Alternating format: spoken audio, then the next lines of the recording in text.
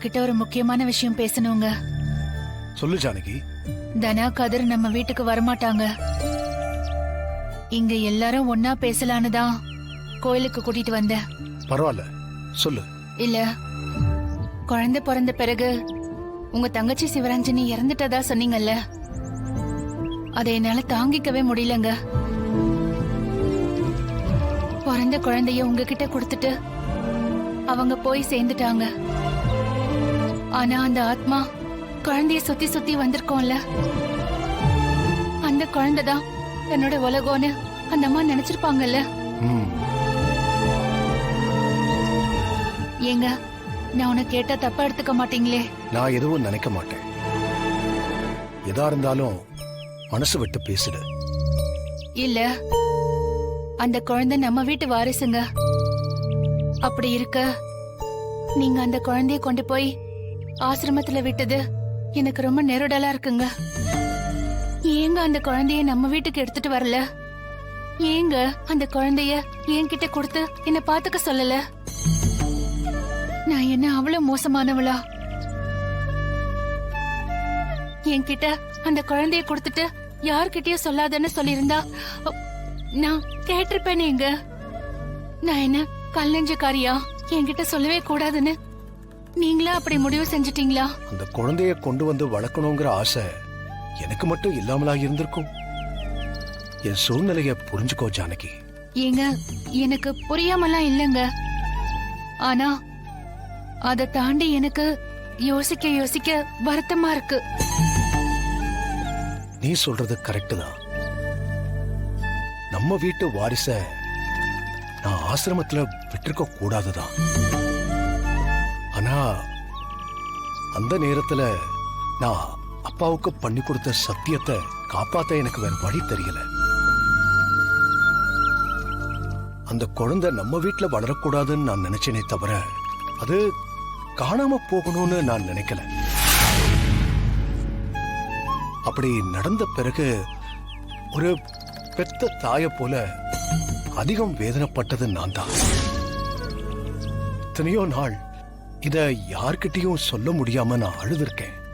என் தங்கச்சி அவ சாகிறதுக்கு முன்னாடி கடைசியா என்கிட்ட ஒப்படைச்சிட்டு போனது அந்த குழந்தையதான்.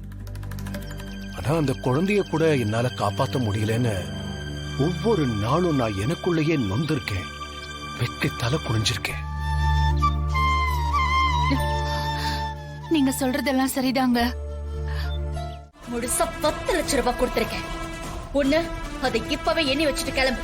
இல்ல காலத்துக்கும் இங்கே இருந்து வீட்டு வேலையில இருந்து தோட்ட வேலையில இருந்து கார் கழுவுறது, வீட்டை கழுவுறது, எங்களுக்கு சமைச்சு போடுறதுன்னு அத்தனை எடுப்படி வேலையும் செஞ்சு உன்னோட 10 லட்சம் கடனை கழிச்சிட்டு போ.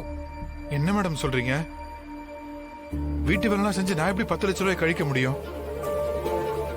இந்த வீட்டுல 20 வருஷம் வேலை செஞ்சா கூட அந்த 10 லட்சத்தை கழிக்க முடியாது. முடியாதுல்ல?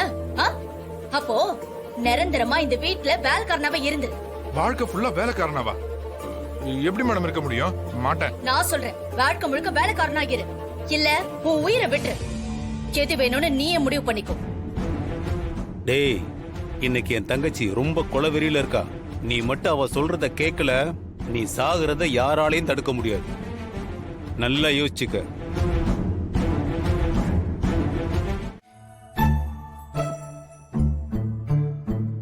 சீனு, ஏய் சீனு. சொல்லு மாயா.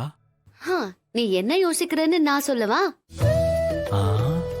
நம்ம ரொமான்டிக் மூட்ல இருக்கிறத கரெக்டா கண்டுபிடிச்சாலே கள்ளி.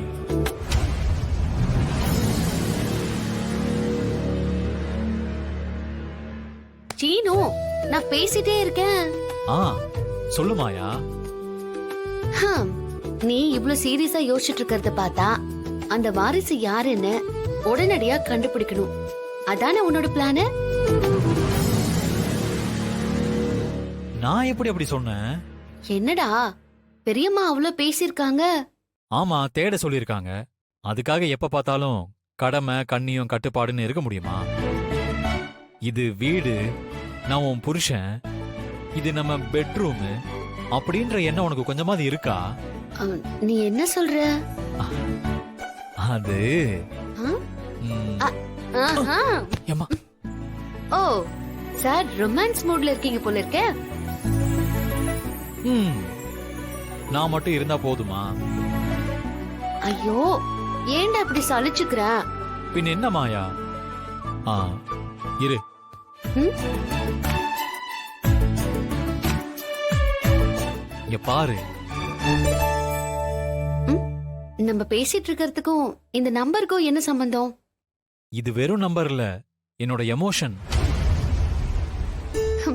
எமோஷனா? என்னடா உளர்ற? எனக்கு புரியல. உளறனா? இது வரைக்கும் இத்தனை கிச நான் உனக்கு கொடுத்திருக்கேன் மாயா.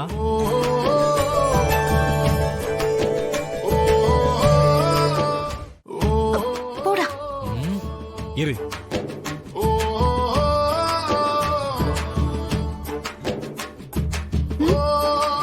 இதுதான் நீ எனக்கு கொடுத்திருக்கிற முத்தம். நான் கொடுத்ததுல 4ல் 1 பங்கு கூட நீ எனக்கு கொடுக்கல.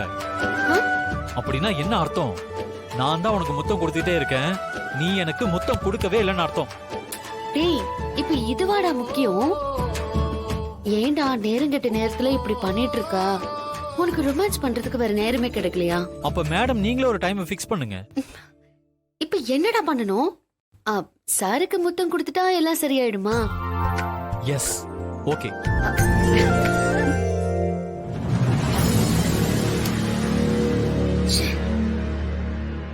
என்னம்மா, ஏதாவது முக்கியமான விஷயம் பேசுனாங்களா? இல்லண்ணே. மா, பஞ்சாயத்துல ஜெயிச்சிருக்காங்க, வாரிச பத்தி கண்டிப்பா ஏதாவது பேசுவாங்க. அது என்னன்னு கேளுமா. அண்ணே விடுண்ணே. மா, அப்படிலாம் விடக்கூடாதுமா. அது என்னன்னு கேளு.